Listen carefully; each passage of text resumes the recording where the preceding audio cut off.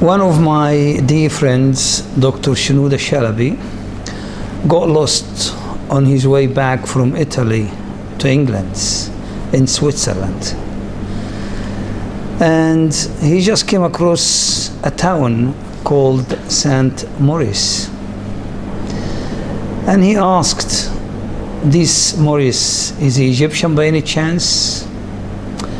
And the people there referred him to a town called St. Maurice for an Egyptian legend to them.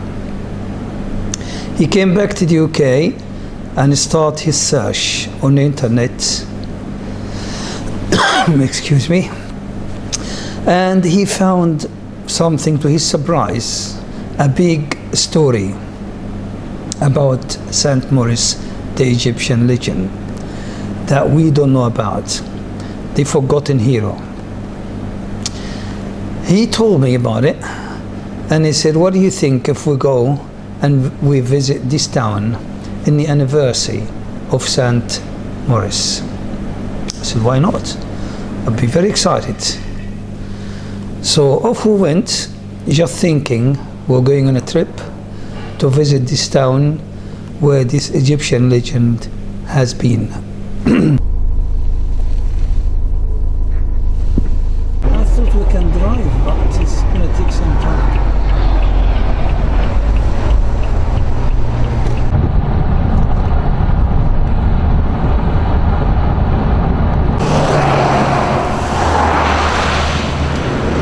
So finally we arrived.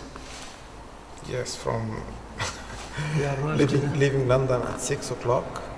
Yes. We arrived here at 2:30.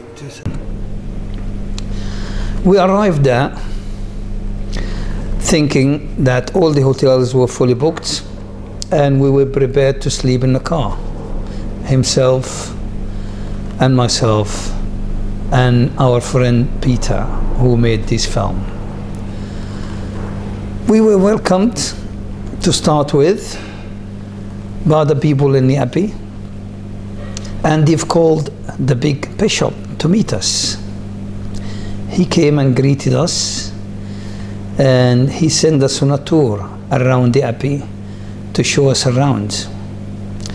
And we looked at an amazing story written on the walls, on the glass windows, in their museum. Everything we saw was amazing. You're going to see that yourself in the film. And they told us we were very lucky that they've had 3 rooms for us within the church to sleep. Remember, we were prepared to sleep in the car. So we were so happy to have that. They told us also about the program for the following day, that they're going to start the first service at 7 in the morning and the second service at 8 in the morning.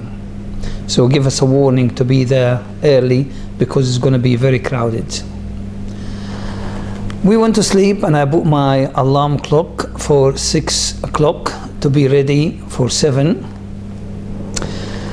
And while I was asleep, suddenly I heard the brass music playing outside the windows and Dr. Shenouda shouting, "Peter, Peter!" I said, my God, what a shame, we overslept. And I looked at my watch and it was only 4:30. What's going on? They told us the first service is at 7 o'clock. I looked out of the window and I saw everyone coming out of their houses to the square, bringing tables, and I tried to see what's going on. They were actually bringing coffee pots and croissant and putting on the table, and everyone sharing a light breakfast. I didn't know what was going on. So to my curiosity, I said, what is going on? We were told 7 o'clock in the morning. He said, yes, that's right, but this is the first wake-up call for the town.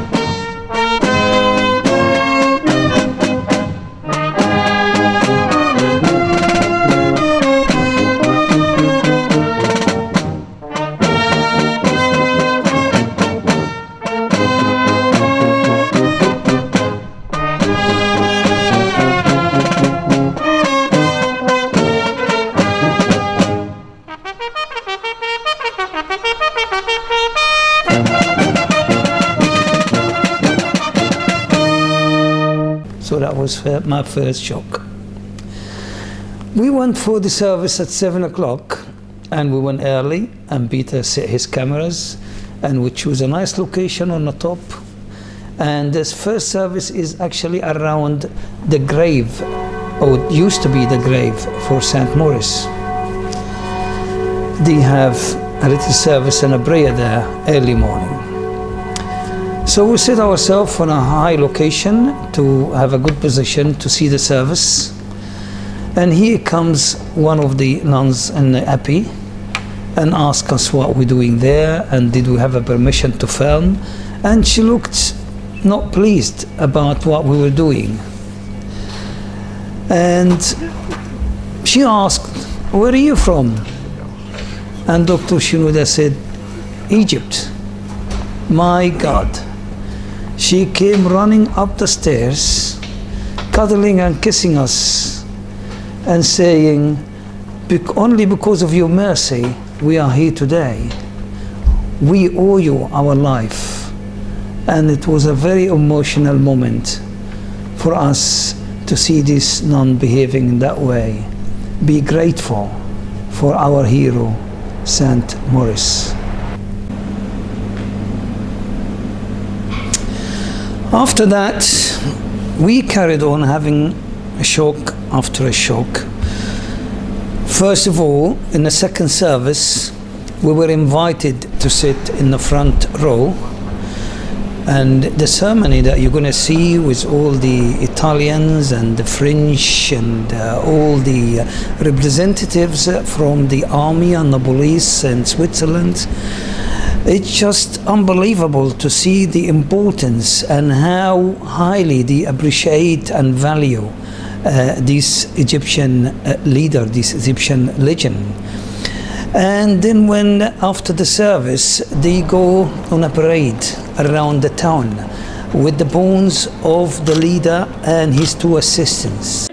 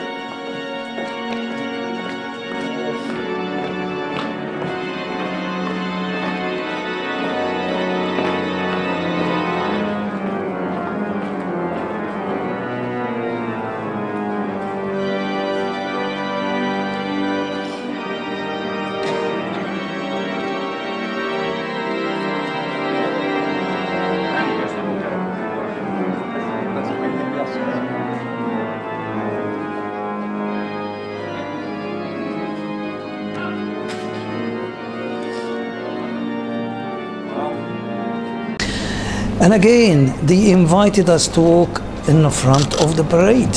So we were treated like royals. We were having a shock after a shock and then invited to the state dinner. And every time in any service they speak in French, but I can clearly hear them saying, "The Egyptians from London." So how proud are they to have Egyptians in the service? And then when I look around and I ask myself, where are the Egyptians? Why we didn't know anything about these legends? Why there is no representations from the Egyptian governments? Why and why and why? We're going to start another journey to make an awareness about this legend for the Egyptian people.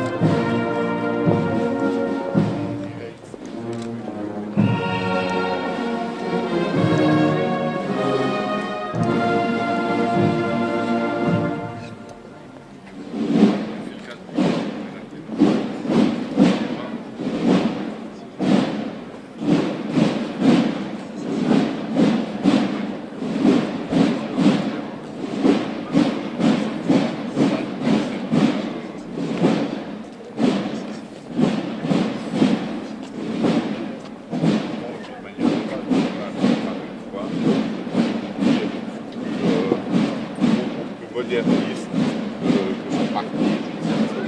Il doit jouer avec...